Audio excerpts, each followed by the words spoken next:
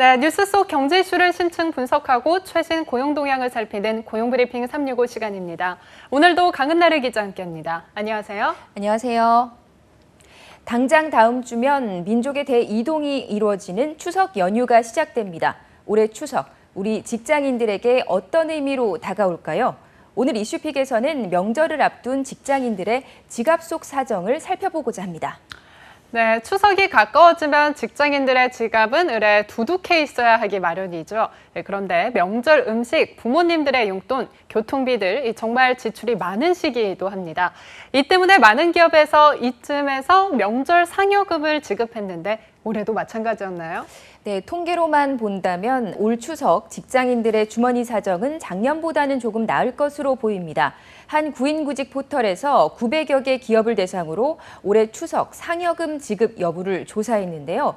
조사 결과 추석 상여금 지급 계획이 없다고 밝힌 기업이 418개, 그러니까 한 46%쯤 됐습니다. 지난해에도 같은 조사를 했었는데요. 이때는 추석 상여금 지급을 하지 않는다는 기업이 절반 이상인 51%였으니까 작년보다는 어쨌든 상여금을 주는 기업의 비율이 조금 늘어난 겁니다. 네, 그렇네요. 아주 소폭 오르기는 했네요. 그렇다면 기업들이 추석 상여금으로 얼마를 지급할 계획을 갖고 있었나요? 네, 직장인들 입장에서는 사실 많으면 많을수록 좋을 텐데요. 평균적으로는 1인당 64만 7천 원을 지급하겠다고 밝혔습니다. 지급 비율뿐 아니라 금액도 62만 원이었던 지난해보다 다소 올랐죠. 기업 규모별로 좀 차이가 나긴 합니다. 대기업이 평균 120만 원을 지급하겠다고 밝혔고 중소기업은 58만 원을 줄 예정이라고 답했습니다. 또 이 중간쯤에 해당하는 중견기업의 경우 추석 상여금으로 1인당 평균 102만 원을 준비하고 있는 것으로 조사됐습니다. 네, 그렇군요. 이 기업의 규모에 따라 조금씩은 차이가 있지만 직장인들에게는 금액과 상관없이 이 상여금을 받는 것 자체만으로도 큰 힘이 될 것 같은데 지난해보다 경기가 아주 나아진 것도 아닌데 지급하는 기업의 수도 또 상여금의 액수도 늘어난 이유는 무엇 때문이었나요? 네, 그 점에 대해서도 좀 살펴봤는데요. 상여금을 지급하는 이유를 물어봤더니 복수응답으로 가장 많은 55%가 직원들의 사기를 높이기 위해서라고 응답했습니다.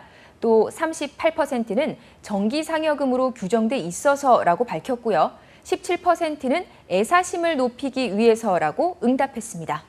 네, 그러니까 상여금을 통해 직원들의 근무 의욕과 또 일할 수 있는 원동력을 높이겠다는 건데요. 정말 중요한 포인트라는 생각이 들어요. 그런데 상여금을 지급하지 않는 기업의 경우도 나름의 이유는 있을 것 같아요. 네, 그렇습니다. 상여금을 지급하지 않는 기업들에게 이유를 조사해 보니까요. 지급 규정이 없어서라는 응답이 34%로 1위를 차지했습니다. 32%는 상여금이 아닌 선물 등으로 대체할 계획이다 이렇게 대답을 했고요.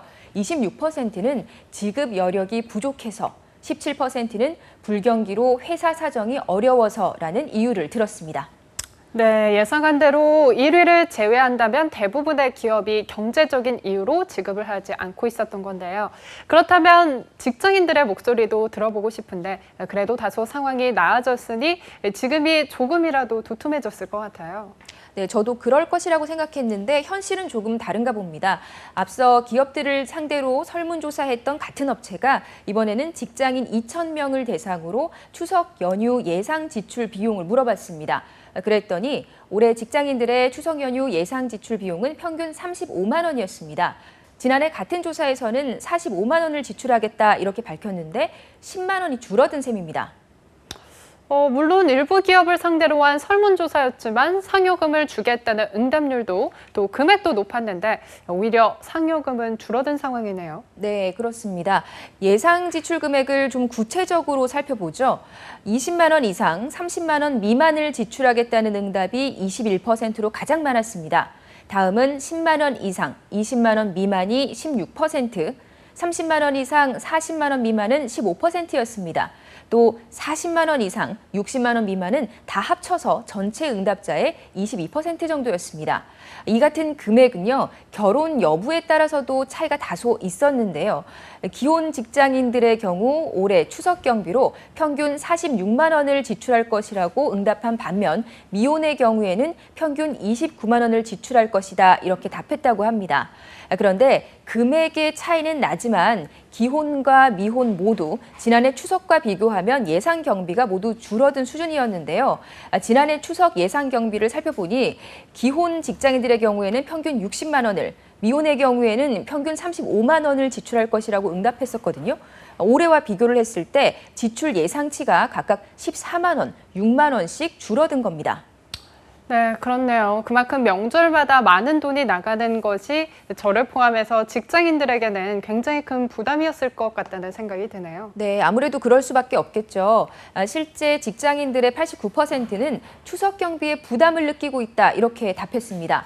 직장인이 뽑은 가장 부담스러운 경비는 부모님이나 친지분들 용돈인 것으로 조사됐고요. 복수응답으로 64%가 이렇게 응답을 했고요. 또 28%의 응답률을 보인 2위는 선물 구입 비용이었습니다. 3위는 외식, 여가 등 추가 지출 비용 19%가 이렇게 응답을 했고, 이 외에도 차례상이나 명절 음식 준비 비용, 귀성 교통비 등 추석을 앞둔 직장인들의 마음을 무겁게 하는 항목들이 많은 것으로 나타났습니다. 네, 저도 이제부터라도 조금씩 모아놔야 될 것 같습니다. 다음은 유용한 경제용어만을 쏙쏙 골라 소개하는 뉴워드 시간이죠. 네, 오늘의 뉴워드는 단내림 효과입니다. 항해를 하다가 특정 지점에 닻을 내리면 배는 움직일 수 없죠. 배에 탄 사람들은 해당 장소에서 크게 벗어나지 못하고 묶인 범위 안에서만 맴돌게 되는데요. 자, 그래서 단내림 효과는요, 처음에 인상적이었던 어떤 사물이 기준이 돼서 그 이후에 다른 여러 사물을 접할 때 편파적인 평가를 내리게 되는 경향을 뜻하는데요. 초기에 접한 정보에 집착해서 합리적인 판단을 내리지 못하는 현상을 이야기합니다. 가령 값비싼 브랜드의 매장 앞에는 늘 최고가의 상품들이 진열돼 있는 거 보셨을 겁니다.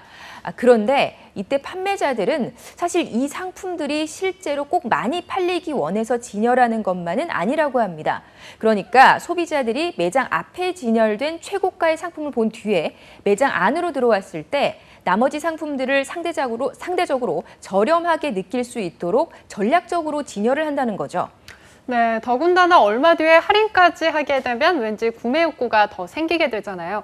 분명 고가의 물건인데도 그렇게 물건을 사면 왠지 조금 합리적인 소비를 했다라는 착각도 하게 되고요.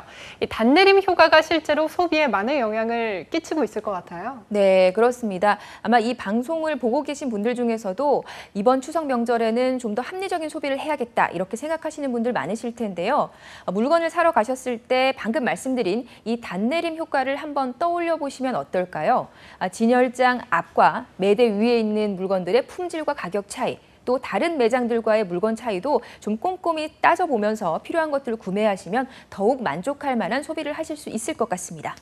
네. 하지만 지갑이 얇아졌다고 해서 마음의 여유까지 잃어버려서는 안 되겠죠. 명절이 즐거운 이유는 굳이 물질적인 것 때문이 아니라 가족과 함께 긴 연휴를 보낼 수 있기 때문입니다.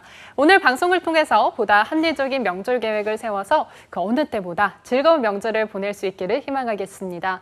오늘도 강은나래 기자 함께했습니다. 고맙습니다. 지금까지 고용브리핑 365였습니다.